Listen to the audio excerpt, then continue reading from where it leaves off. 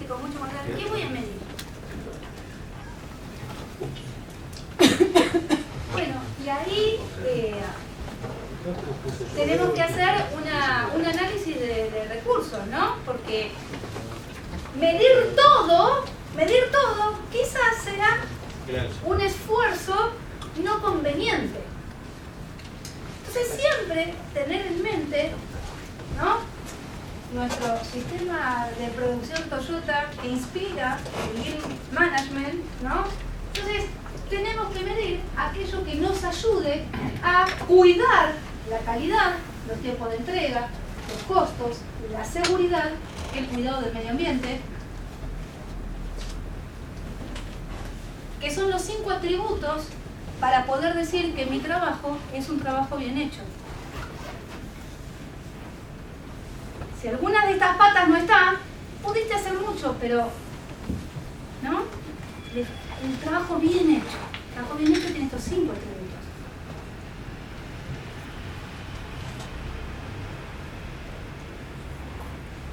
Si yo para producir descuido el medio ambiente, ¿dónde está el trabajo bien hecho?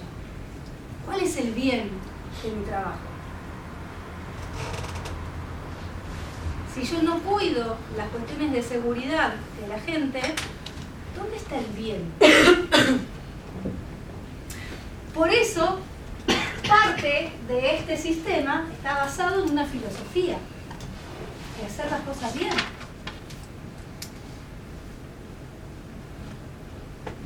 Y trabajar en la mejora es trabajar en todo atributo que hace al bien. Por eso se usan este tipo de herramientas para el control estadístico de las observaciones preventivas de seguridad.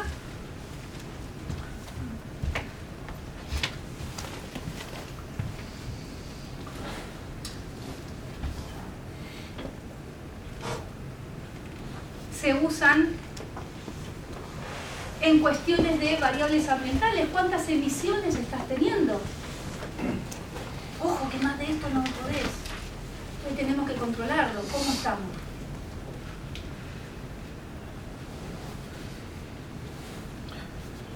Y a nivel puertas adentro, puras de proceso, tenemos que chequear lo que son las características críticas.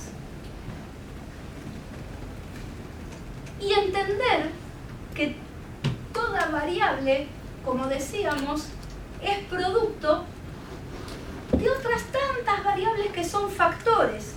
Y si entendemos que hay un factor crítico que si cambia de valor me puede jugar alguna característica de calidad de mi variable de salida,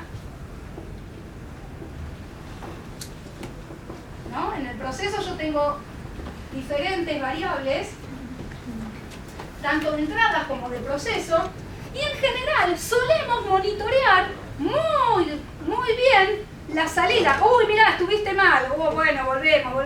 Estuviste mal.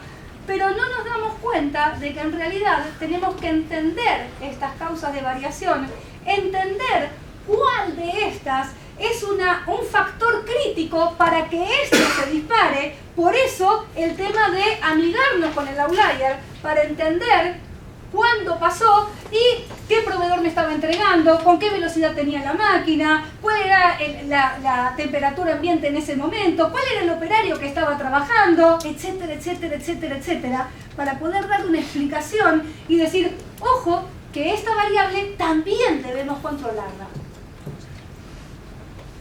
Entonces, no controlo todo, controlo características críticas y factores que pueden generar alguna variabilidad no deseada en estas variables de salida.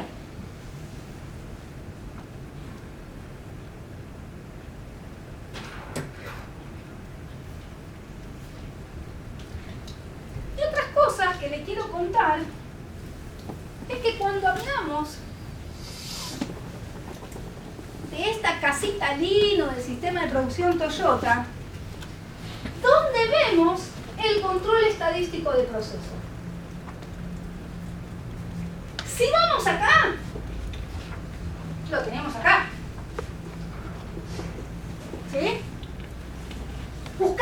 estabilidad. Busca un proceso estable. Fase 1 de control estadístico del proceso.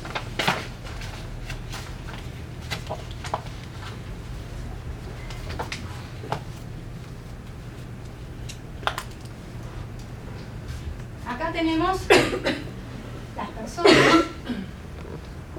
Tenemos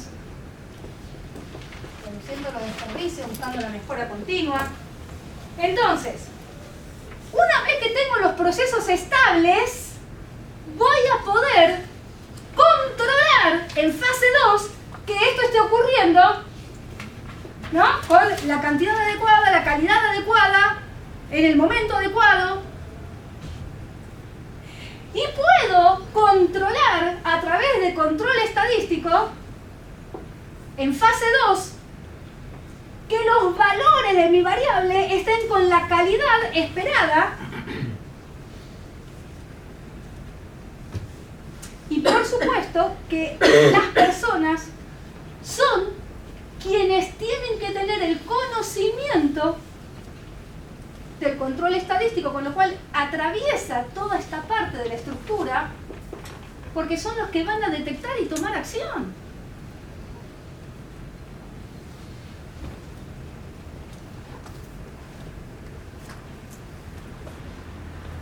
Fase 1, fase 2.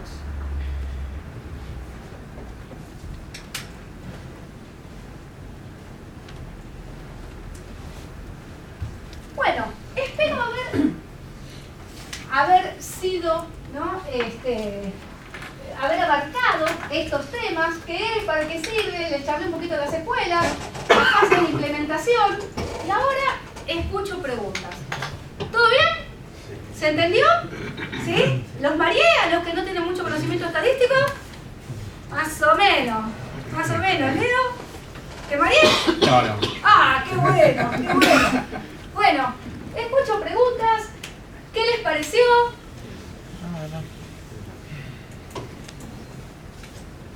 Hay una cosa, ¿no? Esto no es una opción. Hay que hacerlo. O sea, la única manera de que la casita total funcione bien es aplicando estos conocimientos. Si uno tiene máquinas que están trabajando con determinados regímenes, evidentemente hay que controlarla de esta manera. Y no podés controlar de otra manera. O sea, el control estadístico, por eso dijimos, está en la base de todo el sistema. No es que, bueno, me gusta, no me gusta. Acá no es me gusta, no me gusta. Es la única manera. Ah, bueno, y algo que les quería contar. Una de las grandes trabas de... Bueno, me ha pasado de frenar implementaciones de control estadístico. De frenar implementaciones. ¿Por qué? Porque teníamos problemas con las mediciones. No seguimos adelante. A expensas de no seguir un proyecto, pero no seguimos adelante. Porque si no, la variación que introduce el sistema de medición hace que lo que yo vea acá, cuánto es del dato, cuánto es de la bandita, o cuánto es del operador que dio el dato. Entonces, hasta que no aseguremos eso, no podemos hacer el control estadístico, ¿no? Entonces, esas cosas han pasado. Después, otra cosa que pasa es que requiere colecta de datos. Entonces, requiere hacer todo un instructivo para colectar los datos. Y requiere que las personas, bueno, cumplan con la colecta de datos.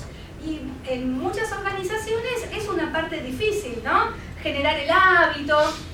Bueno, ahora tenemos, para algunas cuestiones críticas, que es necesario, sí o sí, colectar datos, hoy tenemos una ventaja que tenemos las tomas de datos por sensores a bajo costo. Entonces, eso nos facilita poder usar estas herramientas. Entonces, no nos asustemos con los datos que tenemos que colectar. Miremos qué datos necesitamos y de qué manera podemos hacer fácil la colecta del dato. Recuerden siempre que la mente para el Lean Management es hacer fácil las cosas a los procesos. Entonces también tiene que ser fácil la colecta de datos, ¿no? Entonces, hoy tenemos por suerte tecnología que nos ayuda a eso. A tomar el dato y a procesarlo. Claro. y a obtener los informes. Los de sistemas dicen siempre baba, dicen.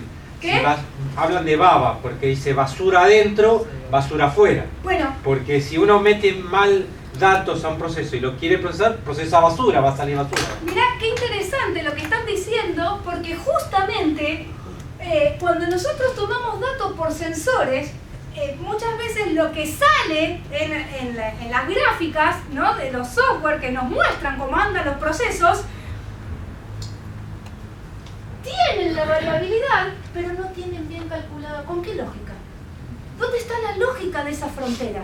Y es ahí donde el que hace un buen análisis de control estadístico entiende qué es la fase 1, qué es la fase 2, y le mete a ese sistema las fronteras adecuadas, y a partir de ahí monitoreamos a partir de la colecta de datos automática. ¿Se entiende?